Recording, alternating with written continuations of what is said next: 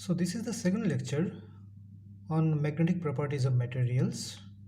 So this lecture will be dividing into two parts. In the first part, we'll be discussing on magnetic susceptibility and magnetic permeability, and in the second part, we'll be discussing on dia and paramagnetism. Now, let's start the part 1 of this lecture, in which we'll be trying to understand what is magnetic susceptibility and what is magnetic permeability. A key point to start with is that for most of the materials, m bar, that means magnetization vector, is proportional to h bar, that means magnetic field intensity. That is, m bar is proportional to h bar, or m bar is equal to a constant of proportionality chi into h bar. Let's call this equation as equation 1. Now, where chi is a proportionality constant which is called susceptibility of the material.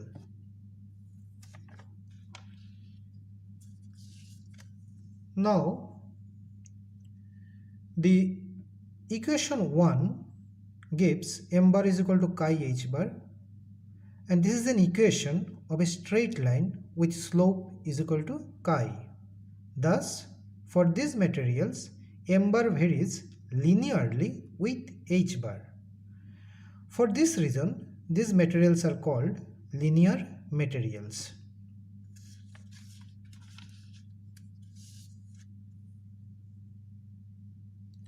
Now, for some linear materials, the value of chi, that is susceptibility, is negative. For them, the variation of m bar with h bar will be a straight line with negative slope. So if we draw a curve m bar versus h bar, then it will be find a straight line, and that straight line will be having a negative slope like this. And if chi is positive, then the variation will be a straight line with a positive slope, and the graph looks like this, a straight line with a positive slope. Now, equation 1 again implies m bar is equal to chi h bar, which means chi is equal to m bar by h bar, and this implies for h is equal to 1, chi bar becomes is equal to m. That means susceptibility becomes numerically equal to magnetization. Now, from this relation, we can get a definition of susceptibility. So, susceptibility chi is defined as magnetization produced by a magnetic field intensity of unit strength. This chi is constant for a particular material. This means the susceptibility chi is a material specific property. Now comes permeability.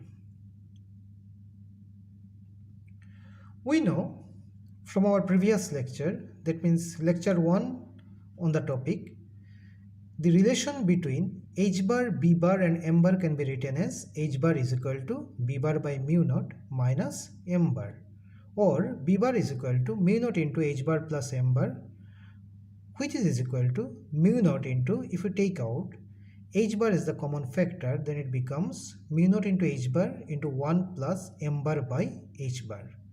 Now, this m bar by h bar is equal to chi, that is susceptibility, so the relation becomes mu naught into h bar whole thing into 1 plus chi, or you can write b bar is equal to mu h bar, where the quantity mu is equal to mu naught into 1 plus chi, as it is obvious from this statement, and this is called permeability of the material. Now, from this we can get two other aspects of permeability. One is called permeability of free space and another is called relative permeability. Since mu is equal to mu naught into 1 plus chi, we can write mu by mu naught is equal to 1 plus chi, and so that mu suffix r is equal to 1 plus chi.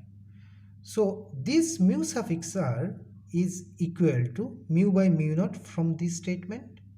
That is, the ratio of permeability of material to the permeability of free space is called relative permeability, and that is denoted by mu r. Now we'll be proceeding to our part 2 of this lecture, where we'll be dealing with dia and paramagnetism.